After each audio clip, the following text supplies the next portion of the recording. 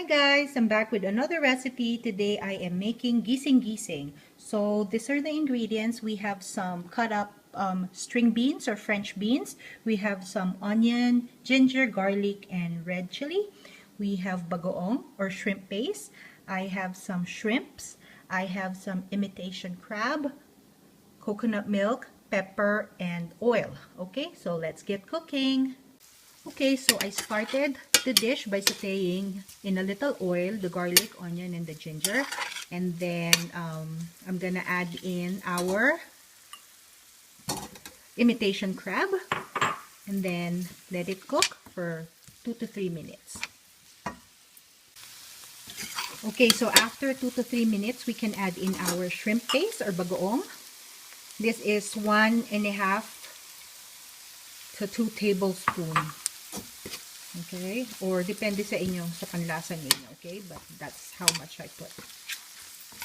Okay, mix well. So, nakaka-incorporate na yung ating shrimp paste dun sa ating mixture. We can slowly add in our coconut milk. Half lang siguro muna.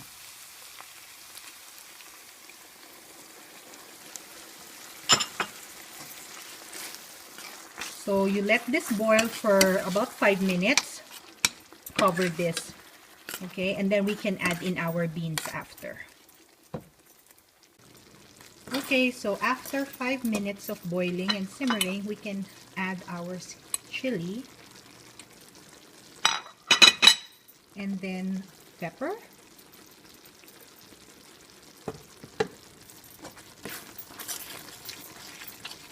And then slowly add in our beans.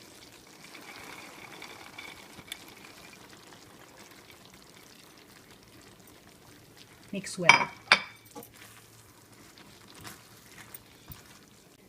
Okay, so na-mix ko ng mabuti yung ating green beans.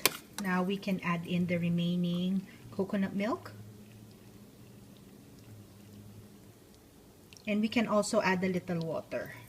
Okay, siguro I would put in about 1/4 to 1/2 cup of water. Okay, so here's the 1/4 cup of water. If you don't want to add water, you could gladly open another can of coconut milk and then use half of it. Okay, pero for me, the consistency is okay and the creaminess is okay pag ganito. So cover this and let this boil and check it for around 5 minutes, okay?